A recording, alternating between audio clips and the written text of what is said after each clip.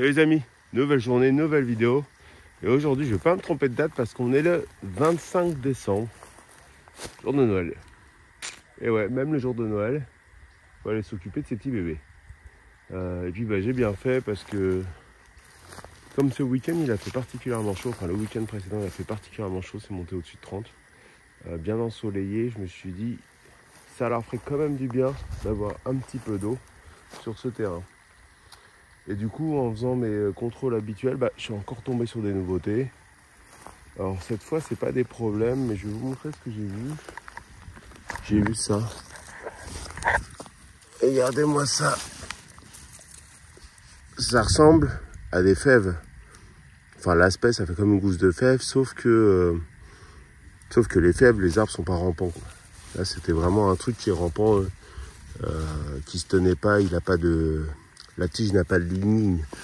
Et donc du coup j'ai ouvert une des gousses et ça ressemble à des haricots écossais. Donc je sais pas, je vais ramener ça, mais c'est assez amusant, ça pousse. On va dire, je sais pas d'où ça vient. Parce qu'ici il n'y avait rien. C'était vraiment une jungle. Donc à moins que ce soit des animaux qui ont lâché une graine par-ci ou par-là, mais je ne comprends pas. Pareil, j'en ai trouvé à l'opposé du terrain, je vais vous montrer où. Exactement la même plante. Donc je comprends pas trop comment c'est possible. Mais en tout cas ça l'est. Et donc hop. Donc là il y en a, il y a un plan. Alors il est pas super vigoureux parce que j'ai vu que 2 gousses. Et sur l'autre plan j'en ai vu 2, peut-être 3, je ne sais un plus. Mais ça prouve que ça pousse ici. Et ce type de plante, c'est de la famille des. C'est la même famille que les fèves, c'est sûr. Et du coup, c'est pas mal parce que les feuilles sont chargées en azote. Donc, quand les feuilles meurent et tombent au sol, elles permettent de recharger le sol en azote. Et ça, c'est appréciable. Qu'est-ce que j'ai fait du coup? Là, j'ai séparé le fiston à son papa. J'ai pris mon courage à deux mains, puis j'ai coupé le pied.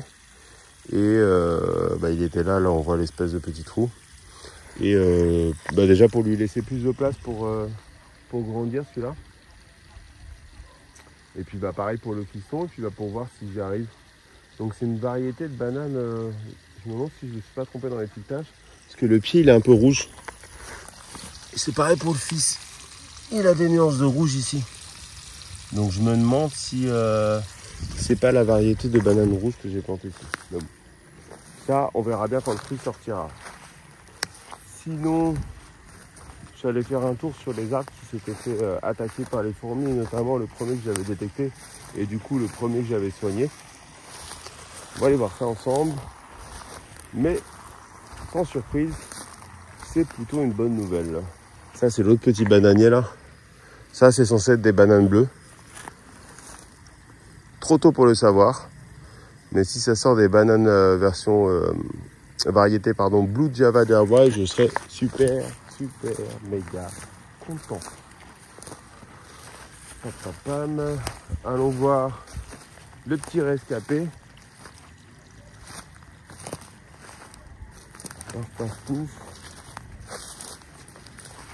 Il est là. Là, il avait aucune feuille. Puis alors, phénomène intéressant, il a fleuri. J'avais pas vu ça tout à l'heure, mais regardez. Une jolie fleur. Et vous savez que les fleurs, qu'est-ce que ça fait? Ça donne des fruits. C'est hyper étonnant. Parce qu'il avait, il y a encore quelques jours, il avait aucune feuille et là, tout est ressorti.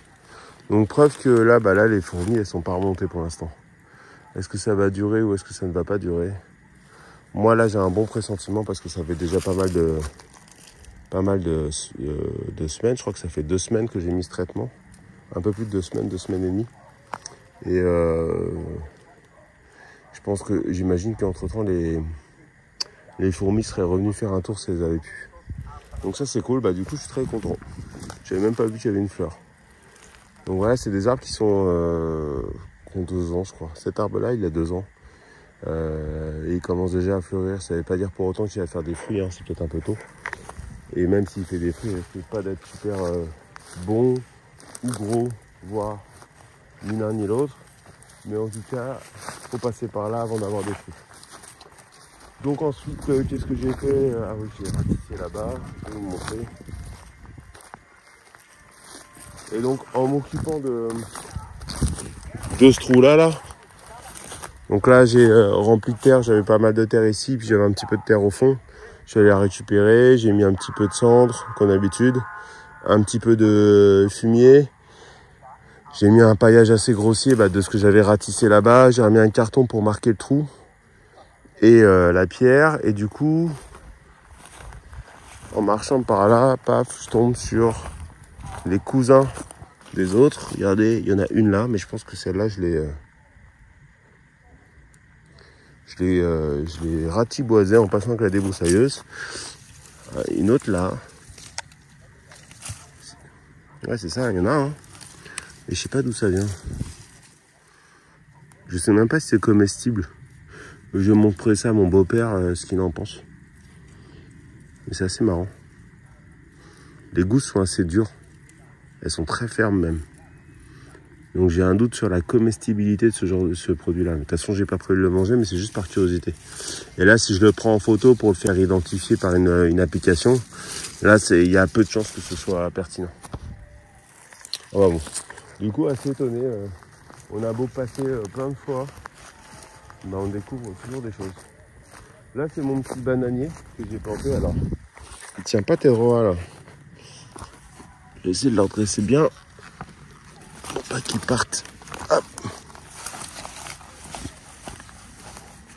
Voilà.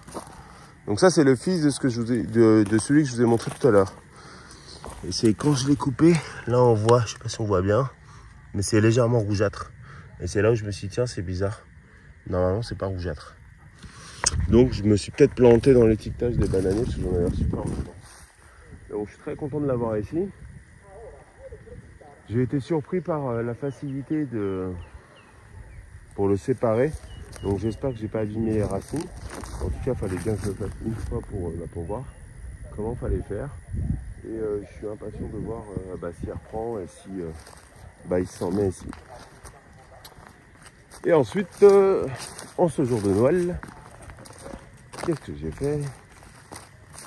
J'ai ratissé tout ça là. Tout ça là, paf. J'ai tout tabassé. Tout tabassé. J'ai trouvé aussi des cucus melons, je sais plus comment on appelle ça, des curcubitacées mexicains par là. C'est ça ressemble un petit peu à des fruits de la passion, mais en plus petit et tigré. C'est une variété de concombre comestible qui est très fraîche, qui a un goût citronné. Mais ça se cueille très jeune, donc il faut bien les voir, bien les identifier. Je vais voir si par hasard on tombe sur un. Ça se cueille très jeune parce que les graines à l'intérieur, c'est un peu comme le concombre. Si vous le laissez trop grossir, les graines elles sont désagréables. Ça change pas trop le goût du produit, mais comme c'est rempli de graines, si elles grossissent trop, vous avez du mal à les manger. Non, je ne trouve pas à la façon. Mais bon, j'ai ratissé tout ça. Tout ça, j'ai récupéré pas mal de branches que j'avais dégommées. Et notamment, j'ai une plante, je vous la montrer, celle-là. Celle-ci.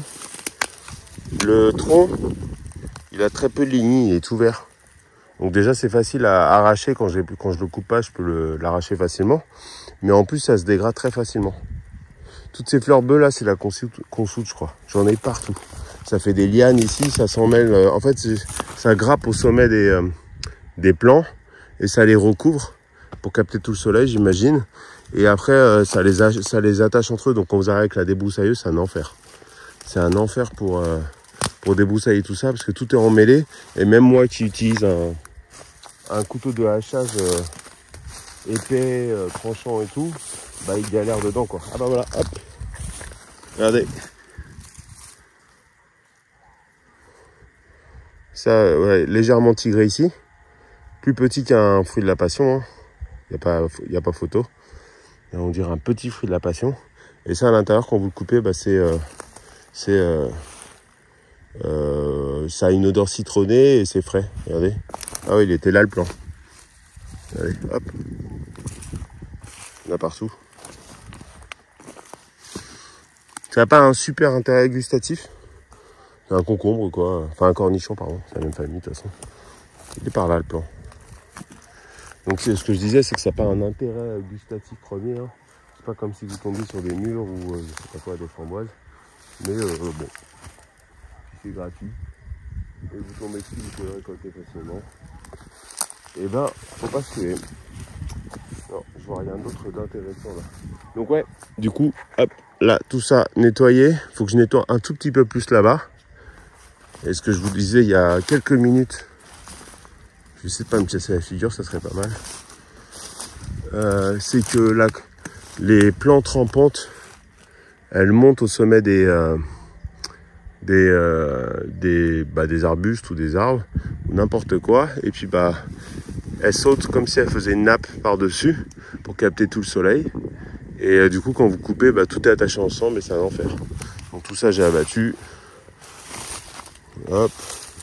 Il y avait des oiseaux, les oiseaux noirs, je vous ai montré dans l'épisode précédent, je vous ai montré des plumes d'un oiseau noir. Je sais pas du tout quelle espèce c'est. J'en ai pas mal sur le terrain et là ils me suivaient. Donc je sais pas ce que j'ai coupé là-dedans mais ça devait leur donner à manger.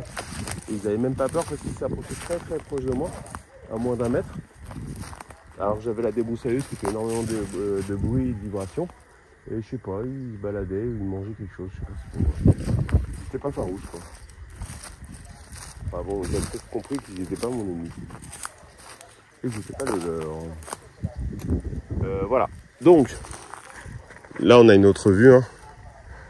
L'entrée elle est là-bas. Juste devant la petite maisonnette. Je vais zoomer. Hop. Ici c'est l'entrée. Et donc ma route d'accès elle est comme ça. Donc là on voit mieux le verger. C'est tout de suite plus appréciable. Et le fait maintenant de reprendre le dessus sur la végétation, moi ça m'éclaircit l'esprit. Parce qu'avant, il y avait des arbres partout. On voyait pas les arbustes parce qu'ils étaient mélangés, enfin visuellement ils étaient mélangés avec les arbres hautes.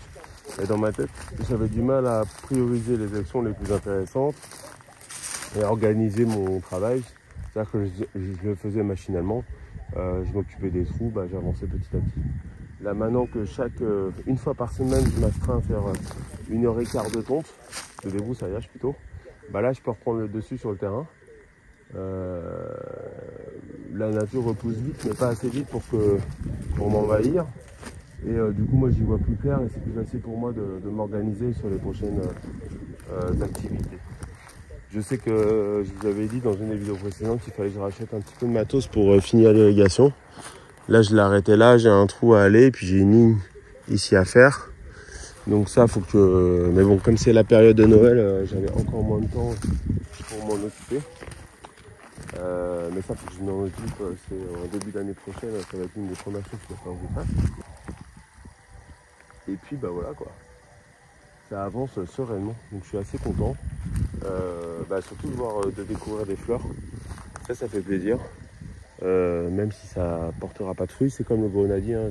J'arrête de vous le montrer maintenant à chaque vidéo. Il a encore fait des fleurs. Par contre les premières fleurs sont tombées, donc elles étaient stériles. Mais c'est pas grave, c'est toujours sympa de voir ça. Ça veut dire que l'arbre se plaît bien et que globalement ça va pas mal quoi. Donc voilà, je vais vous laisser sur ces images d'un petit myrtillier qui est en train de se faire inonder. Donc moi j'arrose, quand j'arrose, c'est grosse quantité. Alors c'est pas un myrtillier, je dis une bêtise, c'est un grenadier, c'est une variété mola celle-là. Ça se voit aux feuilles. Et donc là j'inonde, mais comme c'est très drainant, l'eau disparaît en quelques minutes en fait, ça reste pas des heures et des heures. Je m'en suis rendu compte quand j'avais laissé la pompe tourner plusieurs jours par erreur, enfin qu'elle s'était réactivée par erreur, et que du coup les terrains étaient inondés, je l'ai arrêté le temps que je finisse mes activités, le terrain, et il n'y avait plus d'eau qui stagnait. Donc ça c'est un avantage sur ce terrain, et puis j'imagine que c'est normal dans les climats tropicaux. Voilà. Allez, je vous laisse et je vous souhaite encore une fois un joyeux Noël. Et puis à très bientôt pour de nouvelles aventures.